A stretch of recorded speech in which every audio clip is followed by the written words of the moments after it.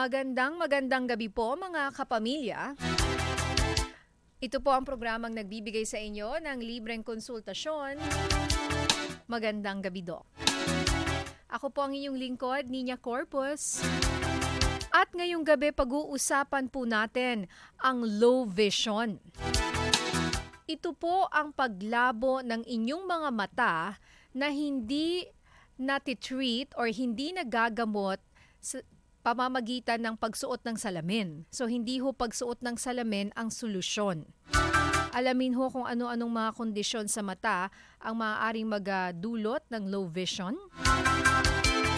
Ito ang pagkawala ng paningin ng isang tao. Ang taong may ganitong kalagayan ay nahihirapan ho sa mga pang-araw-araw na gawain gaya ng pagbabasa, pagsusulat, panunood ng telebisyon, pagmamaneho at iba pang mga bagay. Ano ang maaaring gawin ng isang taong may low vision? Maibabalik pa ba ang normal na paningin ng isang taong may ganitong sakit? Yan ang ating pag-uusapan dito ho sa Magandang Gabi, Doc. Kasama natin ngayong gabi si Dr. Carmela Ongsiaco. Magandang gabi, Doc. Magandang gabi. Si Dr. Ongsiaco po ay isang ophthalmologist. Diyan po siya sa American Eye Center. Siya po ay fellow ng Low Vision and Vision Rehabilitation. Okay, Doc, yung inyong specialty ay low vision, ano? Yes. Yes. Okay, ano ho ang inyong definisyon ng low vision?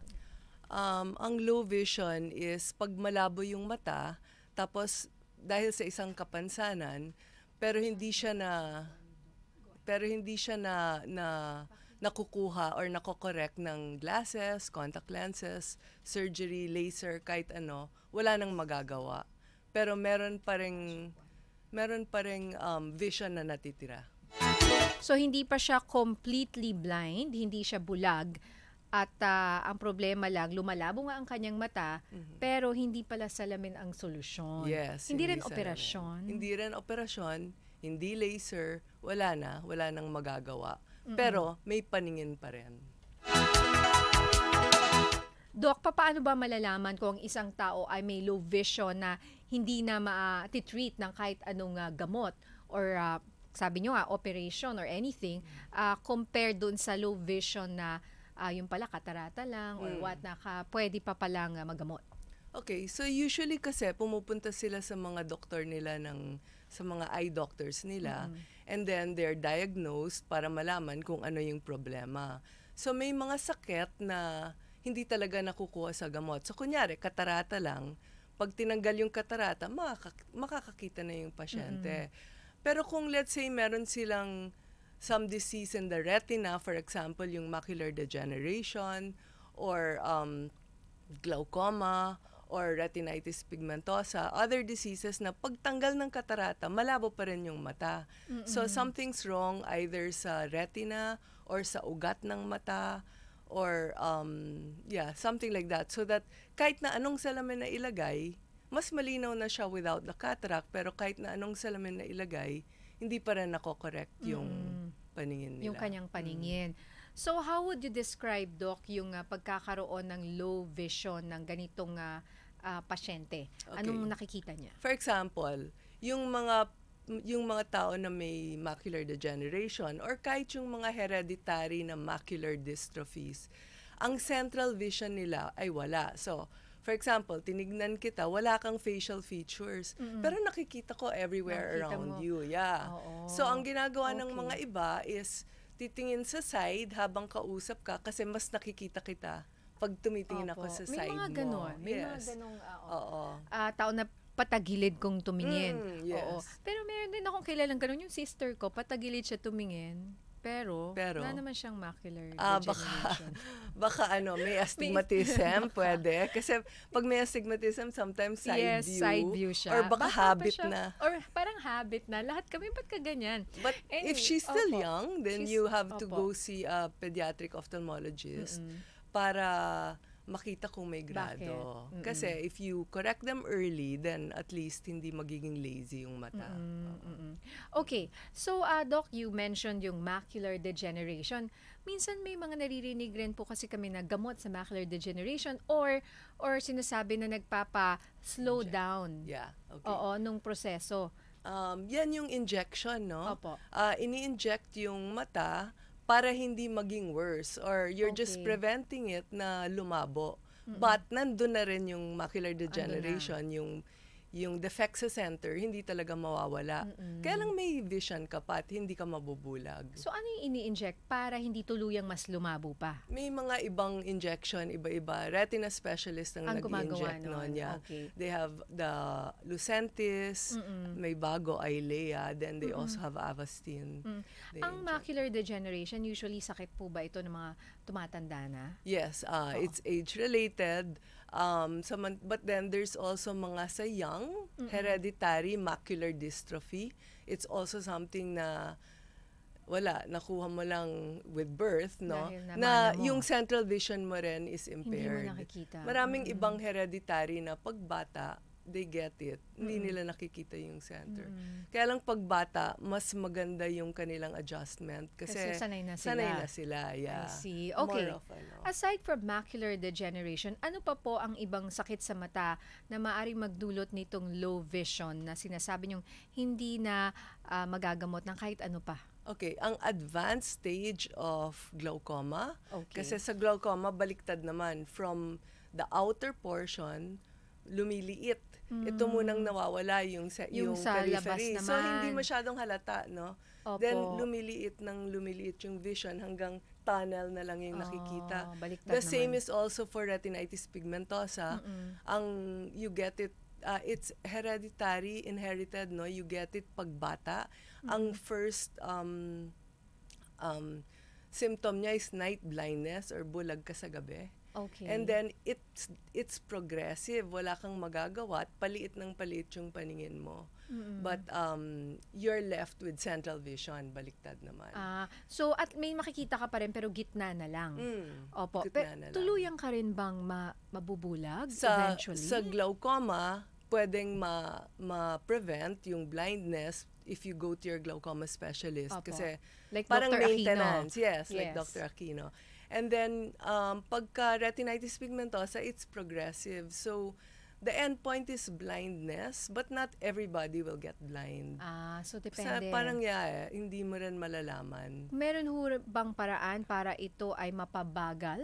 Yung sa retinitis pigmentosa, well, binibigyan ng mga vitamins, pero wala talagang proven treatment for it. Yeah. Okay. At may isa pa, Doc, no, na maaaring mag-cause ng low vision na wala na rin gamot para dito. Ito ay may kinalaman sa TB medicine. Yes. It's called ethambutol-related toxic neuropathy, optic neuropathy. Maraming may ganyan ngayon. Yung isang gamot ng TB called ethambutol has this side effect na nakakalabo ng mata.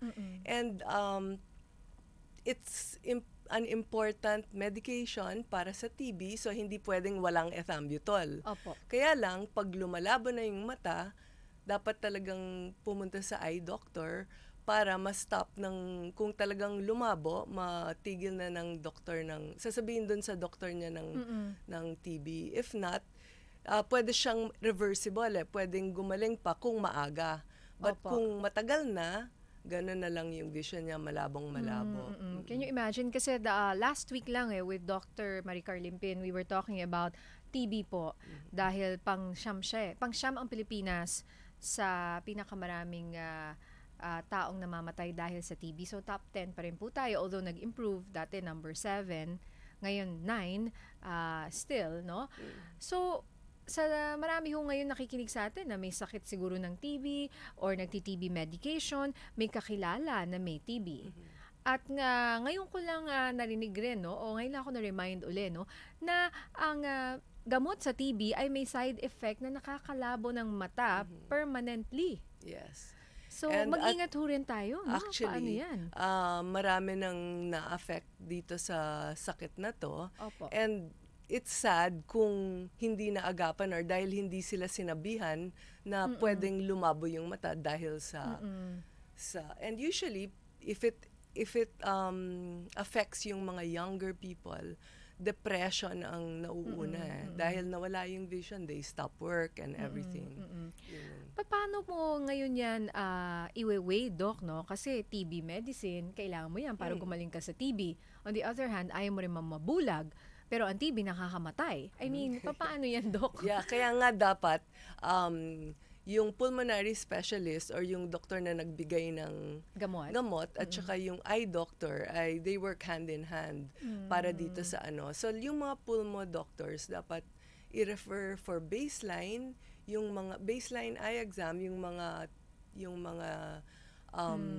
patients nila that start so that we can explain na this is a side effect, kaya lang it's an important drug, kailangan talaga para gumaling sa TB. Because TB can spread para na rin yan cancer kung hindi ginamot. So, but kung lumabo, babalik. And then kung talagang lumabo, we talk to the pulmonary doctor so they can stop that single med. Kasi marami naman TB. But it's just important sa start. Yeah. Ayan. So, magandang malaman rin ito, Doc, para aware rin tayo na ganun palang side effect ng mga gamot sa TB. Although, hindi naman lahat, no? Hindi sa lahat. dinami naman ho ng Lahat, pasyente ng TB na gumaling rin dahil meron sa lang gamot. small percentage, but di mo malalaman kung ikaw yun. Oo. So, random. It could be anyone, no? Malas na lang kung na ikaw yun. At nangyayari yun. Sabi niyo nga, Doc, you have a patient na 35 years old, babae, perfect vision. Tapos nag-TB medicine after 3 weeks, lumabo ang mata. Lumabo yung mata. Ayun. And na-depressed na lang siya. Actually, there's this patient of mine who is also had that disease, yung ethambutol optic neuropathy. He was nagte-take siya ng anti-TB meds and you know, he was the breadwinner of the family. He went back sa kanyang doctor, sinabihan na walang kinalaman. So, he continued taking it hanggang nawala na siya ng vision. May vision pa pero talagang super labo. So, this guy, his name is Raymond Reyes, no? He started a group called the Visionaries, and because of he looked for ways kung paano naggumamit siya ng mga devices para para ma-magnify yung mga tinitingnan niya. Then he went to Atrieve, which is a computer school for the blind and the visually impaired. He went to Resources for the Blind, which will help him, will teach him also ways of how to cope. And then he was able to go back to his work, and he became Rookie of the Year, and he's now one of the top. Anong work ba niya? Nasa non-insurance so okay, siguro top siya. ano siya. Yeah, most of these employee, people, no? Most of these people na may visual impairment, the best talaga for them is IT related or computer related. And that's why we have this advocacy group called PVI Employments, and together with Atrieve, yung school for the computer school for the blind and visually impaired, and Resources for the Blind, we look for companies that are willing to accept yung mga may visual impairment, and then we train the visually impaired who's willing to get a job, and then we try to match them. So may pag-asa pa rin po, wag pong ma-depress dahil tingnan nyo nga si Raymond Reyes, no? Rookie of the Year, naging successful pa rin at nagtayo pa ng Visionaries, no? Na grupo. So maganda siguro i-google nyo yan paano makaharap kayo ng siguro mga kakilala or support group para hindi naman ho kayo ma-depress at ma-reach nyo pa rin po ang inyong full potential. Ayan, kung meron kayong questions para kay Dr. Carmela Ongsiaco tungkol sa low vision, ito po yung sakit sa mata o paglabo ng mata na hindi na ho nagagamot.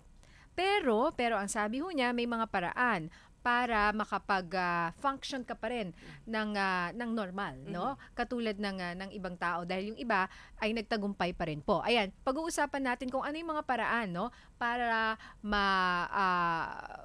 ma-manage ang ganitong sakit at hindi ho tayo ma-confine na lang sa ating mga bahay at ma-depress at wala na lang gagawin, no? Dahil meron hong pag-asa. Magbabalik po kami ni Dr. Carmela Ongsiaco dito ho sa Magandang Gabi, Doc.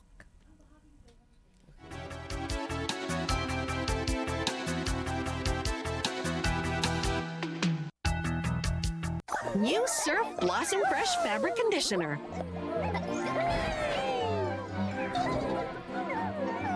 New Surf Fabric Conditioner para sa up to 14 days na haba-habang mong mga damit. 5 pesos lang.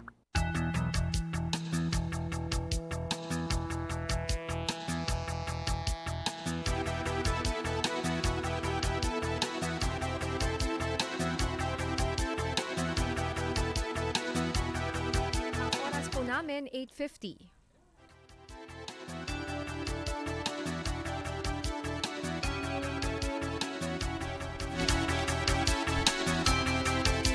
Okay, we're back with Dr. Carmela Ongsiaco. Pinag-uusapan po namin ang low vision at kanina nga sabi ni Doc Carmela ay meron pa ring pag-asa ang isang taong malabo ang mata na hindi nagagamot ng operasyon o salamin. So ano po ang mga pwede nilang gawin? Okay, so meron mga devices like para sa malayo gagamit ng telescope and meron ng mga iba-ibang telescope, hindi lang yung telescope na yung nakikita natin ganon. Opo. But there are some na nandun na sa salamin, pero telescope pa rin. Telescope pa rin. Hindi pwedeng salamin lang. Tapos for reading, we have magnifiers. Yun na nakikita nyo yung sa mga bookstores na may Yes, may magnifiers. mga, But oo. those are not enough eh. Kailangan talaga yung may iba-ibang grado yung magnifier. Ngayon, tinatanong lagi ng pasyente, Doc, hindi ba pwedeng ilagay dyan? Oo, Para pwede hindi na niya, nilang hawakan. hindi pwede kasi mataas na mataas ang grado nun. So kung nilagay sa salamin, kailangan ganyang kalapit. So cannot be. Oo. So we also have video magnifiers which can really, video magnifiers. Many kinds of magnifiers that will actually make everything bigger para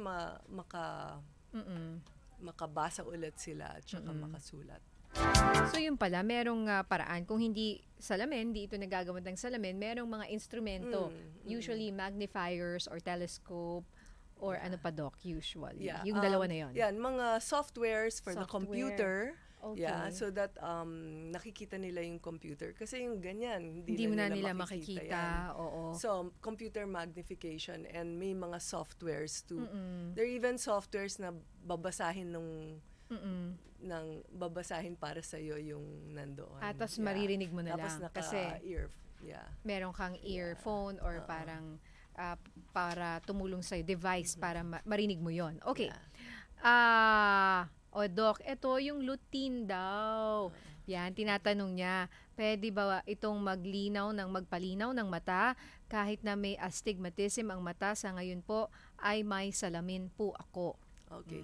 Ang mga grado kasi, hindi nakukuha sa gamot, nakukuha yan sa salamin. Because yung grado has to do with the shape ng eyeball. So kung may astigmatism, hindi siya yung round, perfectly round your eyeball. Parang medyo football ang shape niya. So yung paggamit ng lutein or any other vitamins are, well, it can help with the eye, with the health of the eye, especially sa mga degeneration. But it will not cure the astigmatism or... It will help how? With Doc, paano? well, vitamins. How As the a vitamin. Yeah, it's just Parang like a supplement. Yeah, okay. oo. Pero hindi kanya papalinawin ng inyong mata. Hindi. Hindi ganung magic. Parang ano lang, supplement or support. Yeah. Support. Okay. Nagpatingin na ako sa eye doctor pero hindi po niya ma-explain why yung isang eye ko ay mas maliwanag ang nakikita ko, while yung isa ay medyo dark. From Martha of Pampanga. Okay. So yung eye na medyo dark, probably meron siyang ibang sakit na hindi siya glasses related. Opo. So kailangan pumunta siya sa specialista. Either kasi maraming specialist, no.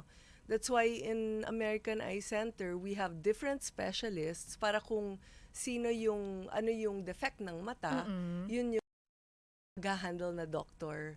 So it could be kasi dahil sa retina, or pwedeng katarata, or pwedeng... Kasi there's a reason, Dapat may reason yan kung bakit mas malabo yung isang mata. Siguro, you get a second opinion or a third opinion kasi sabi niya, nagpatingin na siya sa eye doctor pero hindi raw ma-explain. So, baka you need to go to American Eye Center para makita. Yes, we can explain it there. For sure, no, For Doc? sure, yeah. Ricky Dagley, Batangas City. Yung anak ko po, merong lazy eye sa isang mata. Ang grado po niya ay 8.25 plus. Magagamot po ba ito? Depende. Okay, ang lazy eye kasi is ibig sabihin, nung bata pa siya, may isang mata na hindi na malabo kasi may grado. So later on, pag nilagyan ng salamin, hindi na natuto yung mata na yon tumingin ng mabuti. So habang bata pa, kailangan lagyan ng salamin at kokoveran yung better eye to force the patient para magamit yung isa. mata na May problema. So sometimes gumagaling naman yan. It's best treated by a pediatric ophthalmologist kasi sila yung nag-rehab sa mga lazy eye. Yes. At ang pediatric ophthalmologist nyo na na-interview ko na. Sino na nga ba, Doc? Dr. Badge Bolinao. Yes, si Dr. Bolinao. Okay. Sa American Eye din siya. Also, yes. What about floaters, Doc? Are they curable from RJ? No, floaters are just part of your eyes in the back. Kasi sa likod ng mata, meron tayong gel. Tapos as we get older, nagkakaroon tayo ng mga what they call floaters because nagbabago kasi yung gel ng mata, nag-shrink. And in time, nagre-release siya ng mga cells. Yun yung nakikitang floaters. Wag nang galawin. Hindi, wag nang pansinin. Kasi makikita mo lang naman kapag masyadong maliwanag or in a white background. Okay. But kung may kasama siyang, kung bigla siyang dumami or may kasama siyang umiilaw-ilaw, you need to see a retina specialist.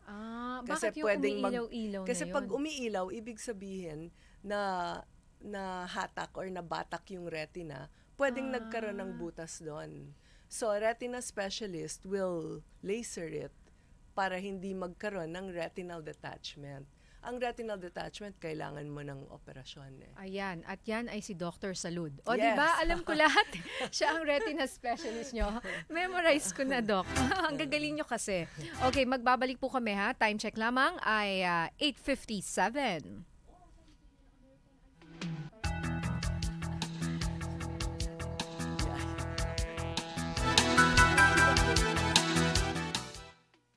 Okay. At Doc, ito, may astigmatism po ako, may salamin po ako. Ano po ba ang paraan para hindi na ako gumamit ng salamin? Yan yung LASIK. Pwede kayong pumunta sa American Eye Center. Lalo na ngayon, meron kaming up to 20% Yun. Oo. Discount, promo. no? Yeah, we have a promo for our 20th year. Okay. And doon sa LASIK, mawawala yung astigmatism. That's the only way for you to remove astigmatism. So, yun yung or grado. nila-laser. Laser yun. Hanggang kailan po itong 20% promo ng American Eye Center? Extended na to eh. Extended na. So, ongoing siya ngayon. Ongoing, yeah. Opo. So, sino ang gumagawa ng LASIK? Sa American Eye Center, we have LASIK surgeons, Dr. Alnet Tan, Okay. Dr. Cabrera, Benjamin Cabrera, Dr. Lisa Yu Mateo, Dr. Badge, gumagawa rin, Opo. Badge Bolinao, Oo. Dr. Ellen C. Ang Sila dami pala. Yeah, we have ang a tawag team. sa kanila LASIK. Refractive surgeons. Ang Refractive tawag doon, yeah. surgeons. Ang iba-iba pala talaga, Yeah. no? Kasi ito, may nagtatanong rin, kung ako ay may low vision, kaninong doktor? So, sa inyo naman, Ako na low yun. vision specialist. Yes, low vision Iba-iba pala. Alam mo, magandang malaman natin kung kanino tayong doktor mapupunta. Dahil, yung nanay ko kasi, nagpatingin siya recently sa isang nagbebenta lang ng salamin sa mall, yung ganyan. Optometrist. Tapos, wala namang masamang magpatingin po sa optometrist. Talaga namang may pinag-aralan rin sila at alam rin nila yung ginagawa nila. Pero ang nangyari po sa kanya, sinabi malabo lang yung mata, pinentahan ng napakamahal na salamin. Yeah, usually. Tapos nagpunta siya sa ngayon sa cataract surgeon. Yan, si doctor ko. Actually, sinamahan lang niya yung dad ko. Wala naman siyang plano magpatingin. Tapos, doon nakita na, sana hindi na lang siya bumili ng salamin Kasi may na katarata pagkamahal-mahal. na. Dahil yung pala, medyo pahinog na o hinog na yung kanyang katarata. So yun po, iba kasi yung opinion rin ng kung sinong specialista. 'Di ba? At least alam mo kung ano yung dapat gawin sa iyo. Yes. Ayan. Maraming salamat, Dr. Carmela Ong Siaco. Before we go, ano ho ang mensahe nyo sa mga, siguro may nakikinig sa atin, may sakit na low vision, may kakilalang may low vision, Sa akin lang, nadidepress. pagka pumunta kayo sa doktor nyo at sinabihan kayo na wala ng pag-asa, maghanap kayo ng low vision specialist because there's always hope when there's always vision left. Even blind people have hope to integrate into society. So, pag sinabihan kayo na wala ng pag-asa, hanap muna kayo ng low vision specialist. We have about 10 in the country. 10 lang kayo, Doc. 10 Ang lang, konti yeah. nyo. Not everybody, but in Meron ba sa American Eye Visayas, sa Center, Mindanao? yeah, meron din. din. Yeah. Sa American Eye Center, Dr. Benjamin Cabrera and myself, Opo. we practice low vision. Maraming salamat, Dr. Carmela Ong Siaco. At least we ended on a positive note. There's still hope, no? May Yes, pagasa pa rin there's po. always hope, Yung mga ibang bulag na talaga, kaya pa rin nila Yes, Marami pa kaya rin po pa rin silang nagagawa. Kaya maraming salamat, Dr. Ong Siaco. Ito po si Nina Corpus. Nagdaan na naman po ang programang Nag-aalaga sa inyong kalusugan. Susunod na ho ang Usapang De Campanilla.